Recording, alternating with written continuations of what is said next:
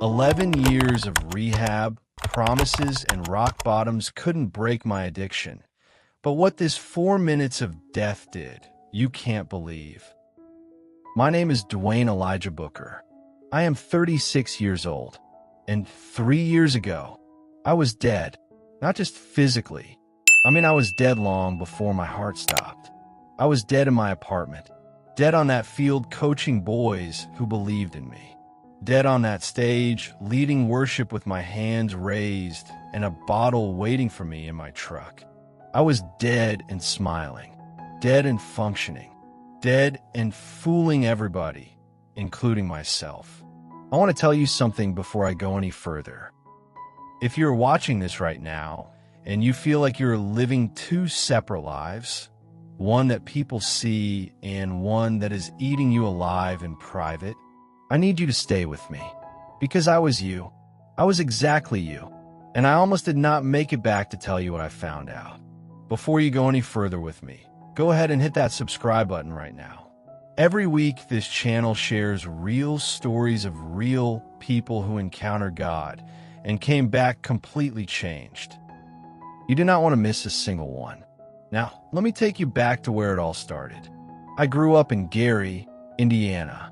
And if you know Gary, you already know, it is the kind of city that teaches you how to survive before it teaches you how to live.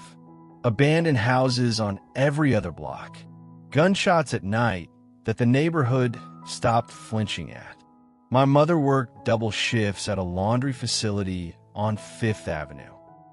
She smelled like steam and fabric softener every single night when she came through that door. I can still smell it. I can still see her pulling off her shoes at the door, too tired to even sit down all the way. My father, he was not there. Not in the house. Not in my life. Not in any way that counted. He left when I was 4 and sent birthday cards until I was 9, and then even those stopped. And I told myself it did not matter. I told myself I was fine. I told myself I did not need him. That was the first lie I ever believed about myself, and I believed it for 30 years. What saved me, what gave me something to hold on to, was football. From the time I was 11 years old, that field was the only place I felt like I was worth something. Coach Perkins at Roosevelt Middle School pulled me aside after practice one afternoon. I remember the smell of cut grass and rubber turf. I remember the way the late afternoon sun was hitting the bleachers. He put his hand on my shoulder and said, "Booker, you got something. Don't waste it." Nobody had ever said that to me before. I did not waste it. I played all 4 years at Roosevelt High, got a full scholarship to Indiana State. And when my playing days ended and my coaching days began, I carried Coach Perkins' words with me like a second skin. I became the man on the sideline I wished I had growing up. I coached those boys hard. I pushed them. I showed up early and stayed late. I believed in every single one of them. And somewhere in the middle of all of that, I forgot to believe in myself. The divorce hit me at 29. And I want to be honest with you because that is the whole point of me telling this story. The divorce was not a surprise. I was not blindsided. My wife, Camille, she tried. She tried for 3 years to reach me. She told me I was not present. She told me I was closed off. She told me she felt like she was married to a wall. And she was right. I did not know how to be known. Growing up the way I did, in a house where the man was missing and the woman was exhausted, nobody sat me down and taught me how to open up. Nobody modeled vulnerability. What I learned was this: handle it. Push through it. Do not let them see you break. And I carried that into my marriage like a weapon, and I used it against the best thing that had ever happened to me without even realizing what I was doing. When she left, she took our daughter Amara with her. Amara was 2 years old. 2 years old with her mother's eyes and my stubbornness and a laugh that could fill a whole room. And just like that, my apartment went quiet. I remember the first night alone. I sat on the edge of my bed. No television, No music, just that silence pressing in from every corner of that room. And I did not cry. I wanted to. Something in my chest was screaming. But I had been trained too well. So instead, I got up, drove to the store, bought a bottle of Hennessy, and told myself it was just for tonight. That was October 2015. By 2016, it was every weekend. By 2017, it was every other night. By 2019, I was pouring it into a travel mug before morning practice. Not because I needed it to feel good. I needed it to feel nothing. There's a difference. People think alcoholics are chasing a feeling. I was running from one. Every time that silence came. Every time I thought about Amara growing up without her daddy present. Every time I remembered Camille's face the night she said, "I cannot do this anymore." I needed that silence to stop. And here is the part that still makes me close my eyes when I think about it. I was still leading worship at New Covenant Baptist every single Sunday. Still up there with a microphone. Still singing about freedom and surrender and the goodness of God. People would come up to me after service with tears in their eyes saying, "Brother Dwayne, the Lord used you today." And I would smile and nod and drive home and pour a glass before I even changed out of my church clothes. I was not a hypocrite because I did not care. I was a hypocrite because I cared too much and did not know what to do with it. That is a different kind of broken, and it is the kind nobody talks about. I do not remember much about the night of October 3rd, 2021. I remember it was a Saturday. I remember I had just come back from a late film session with my varsity squad. We had a big game the following Friday, and I had stayed 2 hours past everyone else reviewing defensive formations on my laptop. I remember driving home on Broadway with the windows down because the October air in Gary has this particular chill to it. Not cold enough to hurt, just cold enough to remind you that something is ending. I stopped at a gas station on the way home. Bought a bottle, same brand I always bought. The man behind the counter knew my face. He did not say anything. He never did. I think somewhere in the back of my mind, I appreciated that. Nobody asking questions. Nobody looking at me sideways. Just the transaction. Just the quiet agreement between two people that what I was doing was my business and nobody else's. I got home at 11:17 night. I know the exact time because I checked my phone when I walked in the door. There was a voicemail from Amara's mother. Not about anything urgent, just a reminder about Amara's school picture day the following week. I listened to it once. I meant to call back. I set the phone down on the kitchen counter and told myself I would call in the morning. I never made that call. I poured the first glass standing at the kitchen sink. I remember the way the amber color looked under that overhead light. I remember the sound of it. I drank it slow. Then I poured another. And somewhere between the second glass and the third, something changed in my body. It was not pain exactly. It was pressure, like someone had placed both hands flat against my chest and was pushing. Slowly, steadily. I set the glass down, gripped the edge of the counter. I thought it was just tension. I thought maybe I'd eaten something bad or been sitting too long hunched over that laptop. I straightened up, took a breath, told myself I was fine. Then my left arm went numb from the shoulder to the fingertips. I have to stop here for a second because even now, telling this part, my chest gets tight. Because in that moment I knew. I did not want to know, but I knew. My heart was not right. Something was happening that I could not coach my way through, could not perform my way past. And I was alone, in that apartment, the same apartment that had been too quiet for 6 years. And for the first time, that silence was not just emotional. It was physical. It was life and death. I tried to reach for my phone. My legs gave. I hit the kitchen floor hard, left shoulder first, Then my head caught the cabinet on the way down. I remember the coldness of that linoleum against my cheek. That is the detail that stays with me. Not the fear, not the pain, the cold floor. How real it felt. How final. Then everything went dark. My neighbor, Mr. Gerald Patterson, 62 years old, retired postal worker, man who minded his business better than anybody I ever met, heard the fall through the wall. He told me later he almost did not call. Said he thought maybe I had just dropped something. But something told him. Something made him pick up the phone. And that something I do not have a secular word for. I know what it was. I know who it was. The paramedics got to me in less than 7 minutes. My heart had stopped. They worked on me in that kitchen. On that cold floor. Right next to the bottle I had set on the counter. Right next to the glass I never finished. By the time they got me stabilized enough to move, I had been gone for 4 minutes. For minutes. But here is what those 4 minutes contained. Here is what I have to tell you, because this is the reason I am sitting here today, the reason I can look my daughter in the eyes, the reason I have not touched a drink since that night. Those 4 minutes were not empty. They were not dark. They were not peaceful.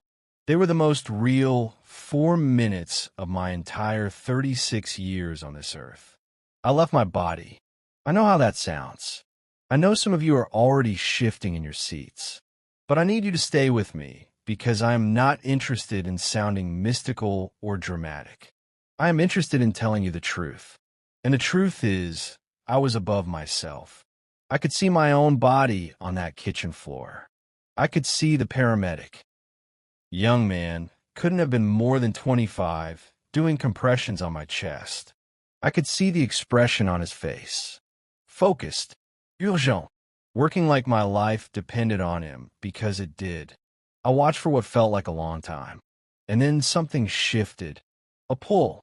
Not violent. Not sudden. But undeniable. Like a current beneath still water. And I was moving. Not upward. Not toward anything warm or bright. I was going down. And I knew. The way you know things in dreams that nobody has to explain to you. I knew exactly where I was going. The descent was not fast. That surprised me. I always imagined, when I let myself think about death at all, that would be sudden, here and then gone. But it was gradual, like being lowered, like something was giving me time to understand what was happening before I arrived. The temperature changed first, not dramatically, just a slow, steady increase. Like walking from an air-conditioned room into a southern summer. Then the light, what little there was, began to change color. From gray to a deep, bruised amber. Like the sky right before a bad storm rolls in over Lake Michigan. I have seen that sky 100 times. But this version of it had no beauty in it. None at all. And then the sound reached me. It was not screaming. Not at first. It was more like murmuring, low, constant, the way a crowd sounds from outside a stadium. You can hear the volume, but you cannot make out the words. Except as I got closer, I started to hear individual voices inside it. And what they were saying, they were not crying out for help. They were talking to themselves, repeating things, the same phrases over and over. Like people stuck inside a thought they could not get out of. I landed, if you can call it that, on ground that was gray and dry, cracked like drought-damaged earth. There was no fire. I want to be clear about that, because I know that is what most people picture. But this was not fire. This was absence. This was what a place looks like when every good thing has been completely removed. No warmth, no color. No connection, just gray, cracked ground stretching in every direction under a sky that gave no light but somehow allowed you to see. And I saw people. They were not together. That is the thing that hit me first. In every direction I looked, each person was completely alone. standing or sitting or curled on the ground, each one in their own isolated space, with this invisible distance between them that somehow could not be crossed. No one was reaching for anyone else. No one was looking up. Every single person was locked inside themselves. I started walking. I did not know why. Something in me needed to understand what I was seeing. And as I got closer to the nearest figure, a man, heavy set, sitting with his knees pulled to his chest, I could hear what he was repeating. He was going through a conversation, an argument, the same words, same tone, same outcome, over and over. Trapped inside a moment he could never resolve. Trapped inside the version of himself that chose wrong and could not unchoose it. And then I saw myself, not a vision, not a metaphor, me, standing maybe 30 feet away. And I was watching a scene play out in front of that version of me, like a screen. And what was on that screen? I have to stop here because it is still hard. I have to stop here for a second because it is still hard to say. It was Amara. She was older than I had ever seen her. Maybe 7 or 8 years old in this image. And she was on the phone. And I could tell by the way she was holding it tight, both hands pressed to her ear, that she was waiting for someone to pick up. And the someone was me. And I watched my daughter call my number 3 times. 3 times it rang through. 3 times nobody answered, because I was too far gone on a Saturday night to hear my own child calling. I have coached boys who came from broken homes. I have sat in locker rooms with 16-year-olds crying because their fathers were not there. I have said the words. I have meant them. I see you. I am here. You matter. And the whole time, I was building the exact same wound in my own daughter that I spent my whole career trying to heal in other people's sons. That broke me. That broke me in a way that nothing in my living years ever had. Then the voice came. It did not announce itself. It did not boom or shake the ground. It was just suddenly there, present, close, the way a person's voice sounds when they're standing right beside you. You coach boys to fight for victory, it said. But you surrendered your own life without a fight. I could not respond. I had no defense, because every word was true. Every Sunday you stood on that stage, the voice continued. You sang about freedom. You sang about surrender. But you never surrendered to me. You surrendered to the silence. You surrendered to the pain. You gave the enemy what belonged to me. And then, and this is the part one need every single person watching this to hear, the voice did not condemn me. It did not list my failures like a prosecutor.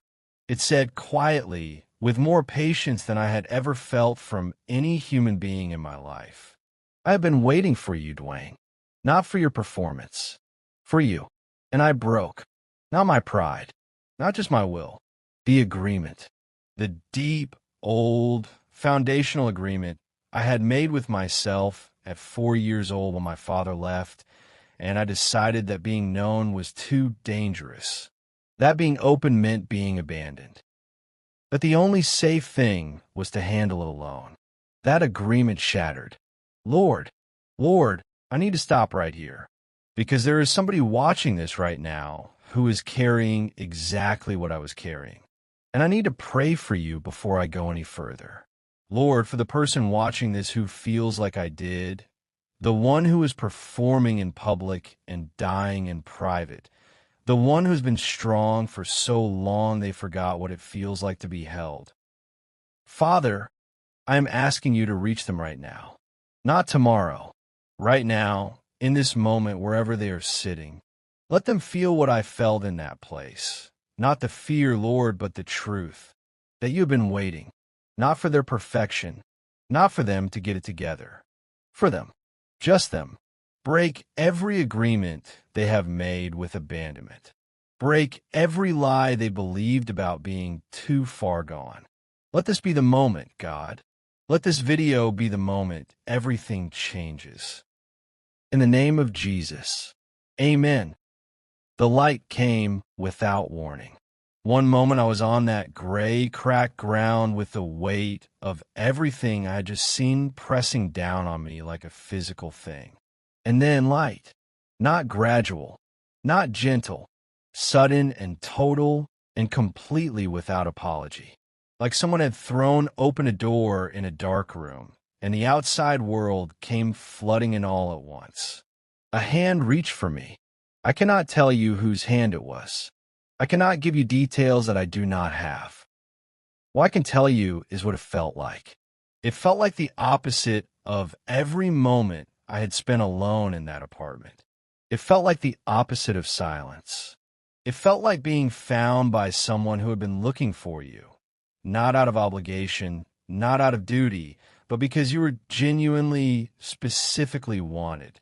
Come out, the voice said, and I reached back. The pulling was fast. Upward through the amber, through the gray, through the dark. Past the murmuring voices, past the cracked earth, past every isolated soul sitting alone in their own loop. And I felt something I had not felt since I was a boy on that football field with Coach Perkins' hand on my shoulder. I felt chosen, not because of what I had done, in spite of it. My soul hit my body like a wave hitting a wall. One gasp, violent and deep, like a man who had been underwater far too long, finally breaking the surface. My eyes shot open, fluorescent lights above me. The smell of antiseptic and rubber gloves, and that particular sterile coldness that only exists inside hospitals. A paramedic, the same young man I had watched from above, stumbled back from my chest with both hands raised. His voice cracked when he said it. He's back. He's back. He's got a pulse. I cannot speak. I cannot move. I just lay there on that stretcher breathing like every breath was a decision I was consciously making. In, out, alive, alive, alive. But I want to tell you something. From the very first second my eyes opened in that hospital, I was different, not fixed, not healed of everything instantly, but different in the foundation. The thing that had been driving me, that deep, old, hollow silence, it was gone. Not quieted. Gone. Like a tooth that had been aching for years and was suddenly, completely no longer there. They kept me in the hospital for 4 days. The doctors ran every test they could think of. Cardiac panels, neurological assessments, blood work that came back showing the full damage 11 years of heavy drinking had done to my liver, my heart, my body. The attending physician, a serious woman named Dr. Okafor, Nigerian accent, reading glasses she kept pushing up her nose, sat at the edge of my bed on the second day and told me plainly, "Mr. Booker, you should not be functional right now. The level of cardiac stress combined with what your liver is showing us. You should have significant cognitive impairment at minimum. The fact that you're sitting here having this conversation with me is not something I can fully explain." I looked at her and said, "I can." She did not respond to that. She just wrote something in her chart and moved on. But I saw her pause before she did. My mother came on the first day, drove up from Gary the moment Amara's mother called her. She walked into that room, and she did not say a word. She just took my face in both her hands, those same hands that smelled like steam and fabric softener my whole childhood, and she looked at me the way only a mother who has been praying for her son for years looks at him when she sees the answer finally arrive. She did not have to tell me she had been praying. I already knew. I had always known. I cried. For the first time in longer than I could remember, I actually cried. Not the burning, pressurized feeling I had been suppressing for 6 years. Real tears. The kind that come from somewhere deep and move slow and take something with them when they fall. On the third day, Amara came. She was 6 years old. She walked into that hospital room in a purple coat with her hair in 2 puffs, and she stopped at the door like she was not sure I was real. And I opened my arms, and she ran. She buried her face in my chest and held on with both arms, and I held her back with everything I had. And I made a promise, not out loud, not performed for anyone in the room. I made it to God, quietly in the back of my heart. Never again will this child call and get silence. The first Sunday I was home, I did not go to New Covenant to lead worship. I went to sit in the back pew. I needed to just receive for once. I needed to not be the one holding the microphone. I sat next to an older deacon named Brother Clarence who had no idea what I had just been through, and I listened to the choir sing, and I wept through the entire service. The woman in front of me turned around at one point and handed me a tissue without saying a word. That small kindness nearly undid me completely.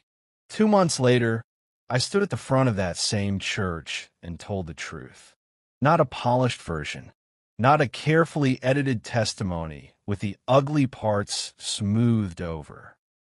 The whole thing, the 11 years, the bottle in the truck, the worship leading and the drinking in the same afternoon, the divorce, Amara's calls I did not answer, the kitchen floor, the gray place, the voice. The sanctuary went completely silent, and then something happened that I was not prepared for. People started crying, not politely, not quietly. People were weeping. A man 3 rows back, big man, built like a linebacker, somebody I had seen every Sunday for 2 years, put his face in his hands and his shoulders were shaking. A woman near the front raised her hand like she was in school and just said out loud, to no one in particular, "That's me. That's exactly me." After service, 12 people came up to me. 12. And every single one of them told me some version of the same thing. I had been hiding the same thing. I did not know anyone else felt that way. I thought I was the only one who was living 2 lives. That was the moment I understood why I came back. I started sharing the testimony on a small YouTube channel. Nothing fancy, just me, a phone, and the truth. The first video got 400 views. Then someone shared it. Then someone else. Then I started getting messages. From Gary. From Indianapolis. From Atlanta. From places I have never been. Men who are hiding bottles. Women who are leading ministries and falling apart at home. Young people who had never set foot in a church but recognized the feeling of being trapped inside a version of themselves they could not escape. One message stopped me cold. A man named Terrell from Columbus, Ohio. He wrote, "I watched a video at 2 in the morning sitting on my bathroom floor with a bottle next to me. I had already decided I was done. With everything. Your video was the first thing that made me feel like maybe I was not too far gone. I called someone. I am still here." I read that message 4 times. I could not move for a long time after. Here is what I want you to understand, because this is the real moral of everything I just told you. The enemy does not always come for you with obvious destruction. Sometimes he comes for you with silence, with the slow, patient suggestion that the safest thing is to handle it alone. That being known is too risky, that you are too far gone for anything to change. He'll let you keep your gifts. He will let you keep your position. He'll let you keep showing up. As long as you stay locked inside yourself, he is satisfied. But God is not after your performance. He never was. He is after you, the real you, the broken, hiding, silent, exhausted you that nobody else gets to see. And the door out is not willpower. It is not a better strategy. It is not another promise to do better starting Monday. The door out is surrender. Total, unconditional, I cannot do this anymore surrender. I know what that costs. I know how it feels to lay down the thing you have been using to survive. I know the fear that if you stop managing it, if you stop controlling it, if you actually let someone see the full picture, they will leave. I know that fear by its first name, but I also know what is on the other side of it. I know what it feels like to sit with your daughter and actually be present, to lead worship and mean every single word, to wake up in the morning and not immediately reach for something to make the silence stop, to be known, fully known, and still loved. That is not a fairy tale. That is my Tuesday morning. If you're watching this and you feel what I felt, do not wait for a kitchen floor. Do not wait for 4 minutes in a place that will show you everything you have been running from. Give God the wound right now, not the addiction, not the habit, the wound underneath it, the real thing, the old thing, the thing you decided at some point was too dangerous to hand over. He has been waiting, not for you to get it together, for you. And if this testimony reached something inside you today, please do not scroll past this moment. Subscribe to this channel. Share this video with somebody who is hiding. Drop a comment below and tell me where you're watching from. I am praying over every single person who hears this story. Everyone, because somebody you love is running out of time. And God is still in the business of pulling people off kitchen floors and making them new. I am living proof.